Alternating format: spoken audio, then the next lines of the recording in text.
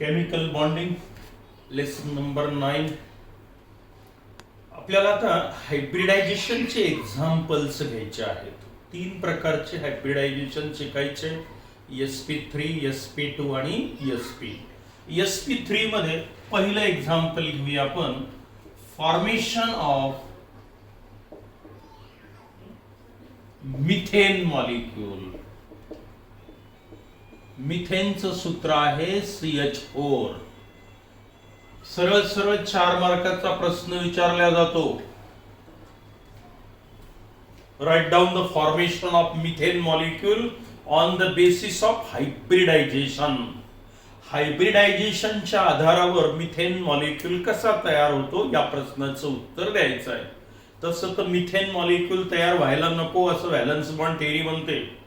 2च unpaired electron आहे, 4 bond का तयार करतात त्याही प्रश्नाचं उत्तर तुम्हाला आता इथे मिळून जाईल. ठीक आहे. मग आता पहा, methane molecule is formed by sp3 type of hybridisation which takes place in carbon atom. पहा, मिथेन मॉलिक्यूल कोणत्या हायब्रिडायझेशन मुळे तयार होतो? sp3.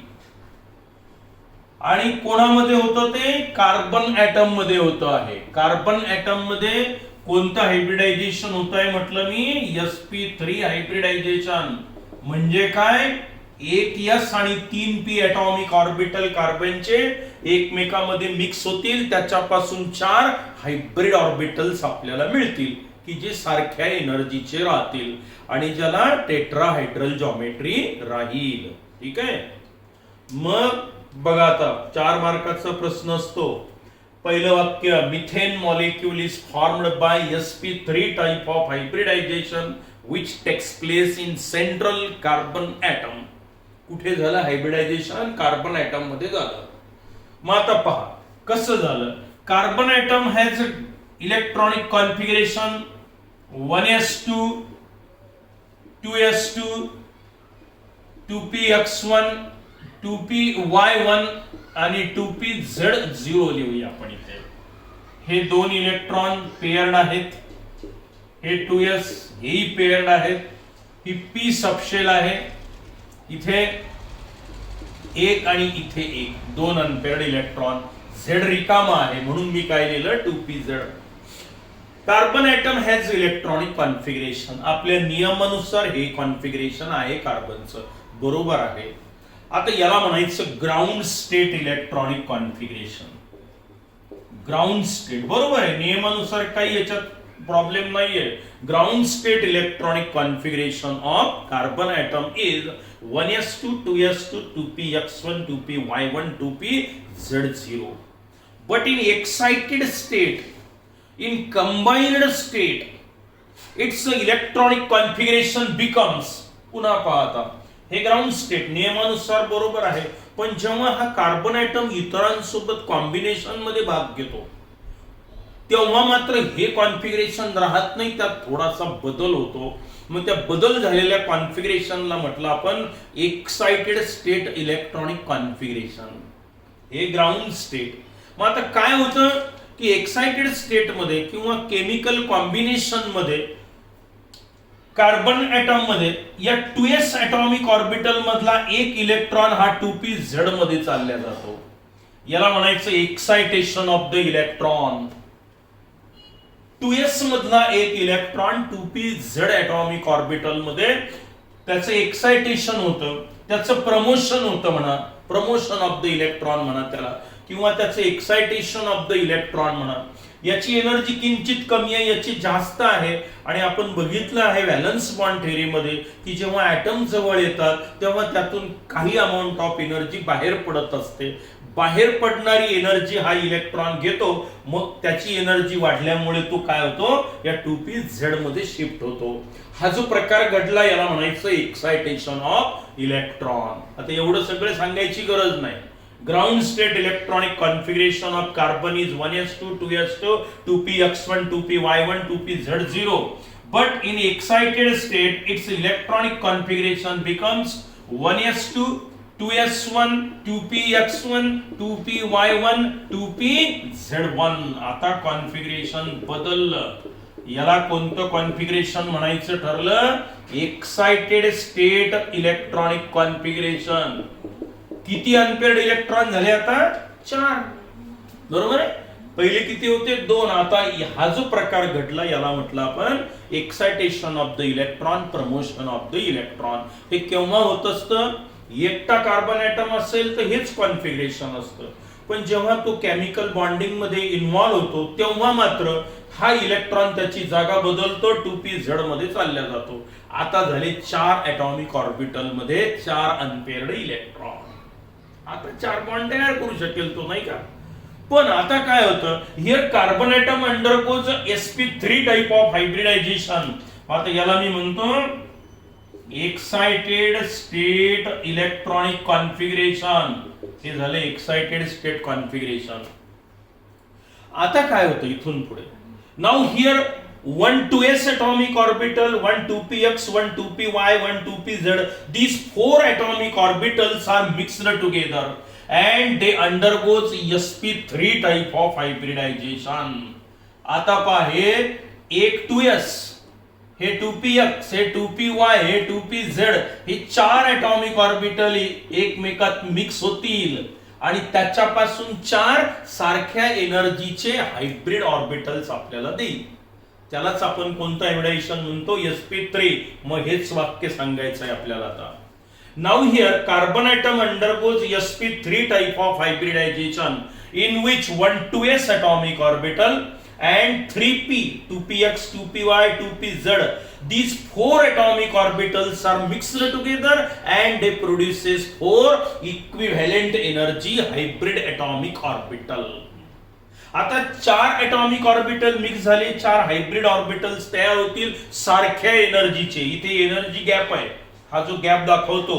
आता मात्र 4 सारख्या एनर्जीचे हायब्रिड ऑर्बिटल तयार होतील. कार्बन 6 हायब्रिड स्टेट, याला मी हायब्रिड स्टेट कॉन्फिगरेशन म्हणतो आहे. हे 1s2 आणि आता 4 सारख्या एनर्जीचे ऑर्बिटल तयार होतील.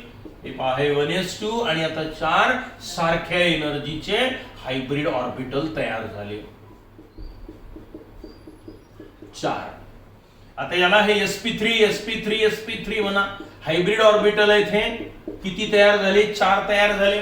4 नी भाग घेतला, 4 हायब्रिड ऑर्बिटल तयार झाले. ज्याला कोणती जॉमेट्री असते? Tetrahedral geometry. आता हे पहा, मी कॉन्फिगरेशन लिहिलं. आता मला हे डायग्रॅमच्या स्वरूपात दाखवायचं आहे. हे एवढं लिहिलं तुम्हाला 1.5 मार्क मिळतो. अर्धा अर्धा अर्धा. हे नाही लिहिलं तर चालेल, हे 2 लिहा, अर्धा अर्धा 1 मार्क इथेच पडून जाईल, चालेल. हे वाटलं तर लिहा, गरज नाही याची. मग पहा वर इथपर्यंत. Ground state electronic configuration of carbon atom is 1s2 2s2 2px1 2py1 2pz0. But in excited state, one of the electron from 2s atomic orbital get promoted to the 2pz atomic orbital. Then its electronic configuration in excited state becomes 1s2 2s1 2px1 2py1 2pz1. पहिली step झाली हायब्रिडायझेशनची. याला म्हणायचं excited state formation. कोण झालं तयार इथे? Excited. Excitation of the electron म्हटलं तरी चालेल. मग आता काय होईल पुढे? These 4 atomic orbital, कोणते कोणते? 1 2s, 1 2px, 1 2py, 1 2pz. प्रत्येकात unpaired electron आहे, 4 अनपेअर्ड इलेक्ट्रॉन आहे.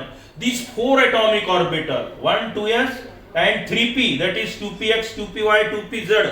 These 4 atomic orbitals are mixed together and they produces 4 equivalent energy hybrid atomic orbitals. बरोबर आहे? 4 न भाग घेतला, 4 तयार होतील. आता मी ते डायग्रामॅटिकली दाखवतो आहे. बघा कसं होईल आता. हे 2s atomic orbital spherically symmetrical unpaired electron होता, अधिक 3 कोणते कोणते? 2px 2py 2pz. हे 2px याच्यातही अनपेअर्ड इलेक्ट्रॉन आहे, हे 2py याच्यातही आहे आणि हे 2pz याला परपेंडिक्युलर 4 अनपेअर्ड इलेक्ट्रॉन आहे 4 ठिकाणी, नाही का? हे 4 मिक्स झाले, यालाच कोणतं हायब्रिडायझेशन म्हटलं तुम्ही? sp3 hybridisation. कोण तयार होईल? 4 हायब्रिड ऑर्बिटल तयार होतील की ज्याला कोणती जॉमेट्री असते? टेट्राहायड्रल बॉन्ड अँगल किती 109 डिग्री 28 मिनिट. बघा हे एक हायब्रिड ऑर्बिटल, हे दुसरं हायब्रिड ऑर्बिटल, आकार असा असतो त्याचा. तिसरं हायब्रिड एटॉमिक ऑर्बिटल आणि हे झालं चौथं हायब्रिड एटॉमिक ऑर्बिटल. बघा आता कार्बन मध्ये कोणतं हायब्रिडायझेशन झालं sp3. कोणत्या कोणत्या एटॉमिक ऑर्बिटलनी भाग घेतला, एक 2s 2px 2py 2pz चौघांनी भाग घेतला. 4 हायब्रिड ऑर्बिटल तयार झाले ज्याला डेफिनेट जॉमेट्री आली हायब्रिडायझेशनच्या डेफिनेशन नुसार. मग याला मी नाव देतो आता sp3, हे sp3, हे sp3 आणि sp3. प्रत्येकामध्ये एक एक अनपेअर्ड इलेक्ट्रॉन वाटलं तर दाखवायचे. असं 4 ठिकाणी होते, 4 ठिकाणी 4 अनपेअर्ड इलेक्ट्रॉन आले. मध्यभागी हा कोण आहे आता, कार्बन ऍटम आहे. हा कार्बन. मग आता कार्बन मध्ये झालं sp3 हायब्रिडायझेशन. मिथेन मॉलिक्यूल तयार होत असताना अगोदर कार्बन मध्ये काय झालं, sp3 हायब्रिडायझेशन झालं. 4 ऑर्बिटलनी भाग घेतला, 4 सारख्या एनर्जीचे हायब्रिड ऑर्बिटल तयार झाले. इथपर्यंत झालं. अगोदर मी कॉन्फिगरेशन मध्ये दाखवलं, आता हे डायग्राम नुसार दाखवतो. आता मॉलिक्यूल कसा तयार होईल बघा. आता फार सोपं झालं.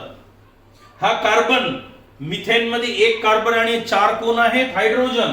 मग आता हायड्रोजनचं काय पोझिशन असते, हायड्रोजन म्हणजे 1s1. हायड्रोजनचं इलेक्ट्रॉनिक कॉन्फिगरेशन काय 1s1 म्हणजे s एटॉमिक ऑर्बिटल मध्ये अनपेअर्ड इलेक्ट्रॉन, नाही का 1s1. मग असे 4 हायड्रोजन. मग आता बघा एक कार्बन 4 हायड्रोजन आणि एक हायड्रोजन इथे. हायड्रोजनचं 1s एटॉमिक ऑर्बिटल हे कॉन्फिगरेशन. पहिला हायड्रोजन इथे अनपेअर्ड इलेक्ट्रॉन, हा 1s1 hydrogen atom. Axial overlapping, sigma bond is formed. बरोबर आहे. कार्बन आणि हायड्रोजन मध्ये आता बघा काय तयार झालं, हा कार्बन आणि हा हायड्रोजन. कोणता बॉन्ड तयार झाला म्हटलं मी, सिग्मा कोव्हॅलेंट बॉन्ड. कारण overlapping takes place along the internuclear axis. कार्बनचा न्यूक्लियस, हायड्रोजनचं न्यूक्लियस, त्याच्यातून चाललं ओव्हरलॅपिंग, म्हणजे हा सिग्मा बॉन्ड आहे. चालेल, हे सिग्मा बॉन्ड एक बॉन्ड. दुसरा कुठे तयार होईल आता, हा दुसरा हायड्रोजन ऍटम इथे आला, ओव्हरलॅपिंग झालं. हे बघा हे 1s1 हा हायड्रोजन ऍटम, हा अनपेअर्ड इलेक्ट्रॉन. हे तर ओव्हरलॅपिंग रिजन दाखवला तरी चालतो, इलेक्ट्रॉन नाही दाखवले तरी चालतात. हा झाला दुसरा सिग्मा बॉन्ड तयार. तिसरा हायड्रोजन ऍटम इथे आला. ते बघा हा सिग्मा बॉन्ड, हे 1s1 हायड्रोजनचा आणि हा आला चौथा हायड्रोजन ऍटम. पहा बरं आता बघा मिथेन मॉलिक्यूल कसा तयार झाला, 1s1 आणि हे हायड्रोजन झाला मॉलिक्यूल तयार. म्हणजे आता हा असा तयार झाला, हायड्रोजन हायड्रोजन हायड्रोजन. हे जर जोडलं तर जी आकृती तयार होते त्याला केमिस्ट्री मध्ये कोणती भौमितिक रचना म्हटल्या जातं, हे नाही दाखवलं तरी चालेल. याला म्हणायचं टेट्राहेड्रल जॉमेट्री. सगळे बॉन्ड अँगल सारखेच असतात. 109 डिग्री 28 मिनिट. झाला मिथेन मॉलिक्यूल तयार. व्हॅलन्स बॉन्ड थेअरीला ज्याचं उत्तर देता येत नव्हतं, पण या थेअरीने मात्र आता आपल्याला उत्तर दिलं की मिथेन मॉलिक्यूल कसा तयार होतो. बघा कार्बन ऍटम मध्ये sp3 हायब्रिडायझेशन झालं. अगोदर काय झालं, तिथे excitation of the electron. Electron कुठून कुठे गेला, 2s मधून 2pz मध्ये गेला. 4 2s1 2px1 2py1 2pz1 हे झालं कॉन्फिगरेशन. हे 4 एटॉमिक ऑर्बिटल एकमेकात मिक्स झाले, 4 हायब्रिड ऑर्बिटल दिले आणि 4 हायब्रिड ऑर्बिटल एकमेकापासून जास्तीत जास्त अंतरावर जातात, म्हणजे डेफिनेट जॉमेट्री आली त्याला. आता मग काय झालं पुढे, हा झाला मध्यभागी कार्बन आणि त्याचे 4 हायब्रिड ऑर्बिटल. मग मिथेन कसा तयार झाला, एक हायड्रोजन इकडून आला, दुसरा हायड्रोजन इथून आला, तिसरा हायड्रोजन इकडून आला आणि चौथा हायड्रोजन इकडून आला. हा असा मिथेन मॉलिक्यूल दिसेल तुम्हाला. हे कोणती जॉमेट्री म्हणायची याला, टेट्राहेड्रल जॉमेट्री. हे रेग्युलर आहे, सगळे सारखेच आहे. बॉन्ड अँगल किती असतात ते 109 डिग्री 28 मिनिट. मग याला म्हणायचं regular tetrahedral geometry. All bond angles are of 109 degree 28 minute and such geometry is called as a tetrahedral geometry. अशा पद्धतीनं मिथेन मॉलिक्यूल तयार होतो. म्हणजे आता 2 अनपेअर्ड इलेक्ट्रॉन असताना 4 बॉन्ड का तयार केले, या प्रश्नाचं उत्तर तुम्हाला मिळालं. कारण एक्सायटेशन ऑफ द इलेक्ट्रॉन. बरं, फक्त एक्सायटेशन झालं का? नाही. एक्सायटेशन झाल्यावर मग काय झालं? हायब्रिडायझेशन झालं. कोणतं? sp3. sp3च का म्हटलं मी त्याला? एक s आणि 3 p इन्व्हॉल्व झाले म्हणून sp3. मग 4 ने भाग घेतला, 4 तयार झाले. एकमेकापासून जास्तीत जास्त अंतरावर गेले रिपल्शनमुळे. कारण electron electron electron electron 4 unpaired electron होते की नाही, म्हणजे 4 एकमेकाला रिपेल करतात म्हणून ते जास्तीत जास्त अंतरावर गेले. ठीक आहे.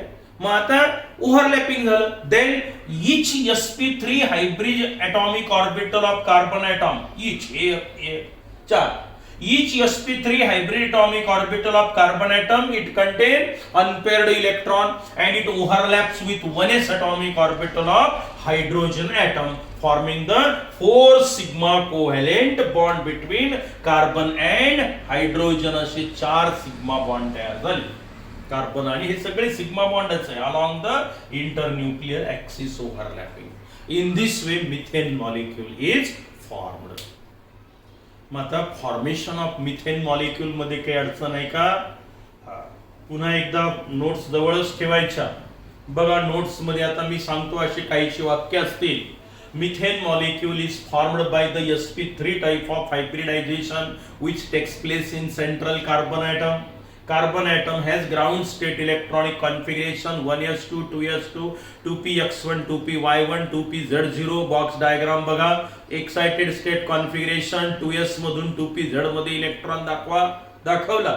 नंतर हायब्रिड स्टेट मध्ये 4 सारख्या एनर्जीचे 4 डब्बे गॅप नसलेले दाखवायचे. ते झालं hybrid state configuration.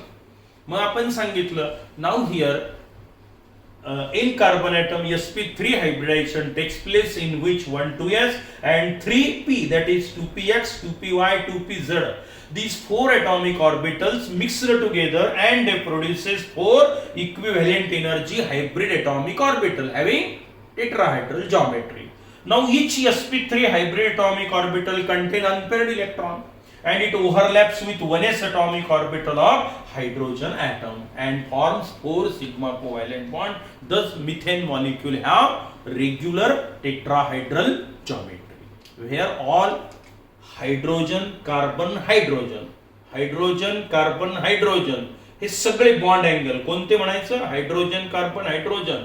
All bond angles are of 109 degree 28 minute. आता काही अडचण मिथेन मॉलिक्यूल मध्ये. आता हायब्रिडायझेशन म्हणजे काय समजलं असेल तुम्हाला, की कार्बन मधले 4 ऑर्बिटल मिक्स झाले, व्हॅलन्सी शेल मधले 4 हायब्रिड ऑर्बिटल दिले, ज्याला सारखी एनर्जी म्हणजे सारखे बॉन्ड तयार झाले. थोडक्यात सारख्या ताकदीचे बॉन्ड तयार झाले म्हणा. बॉन्ड इक्विव्हॅलन्स, याची लेंथ पण सारखी असते. सगळे सारखे सारखे तयार झाले. हे झालं हायब्रिडायझेशन आणि फॉर्मेशन ऑफ मिथेन मॉलिक्यूल. आता आपण sp2 कडे जाऊया. तिथे 2 उदाहरणं घेऊ. sp चे 2 घेऊ आणि मग अमोनिया आणि वॉटर, कारण त्याच्या अगोदर एक छोटीशी थिअरी येणार आहे, valency shell electron pair repulsion, VSEPR theory, ती घेऊया आणि मग आपण अमोनिया मॉलिक्यूल आणि वॉटर मॉलिक्यूल कडे जाऊया. ठीक आहे, तोपर्यंत आपण पुरे करू. Good bye.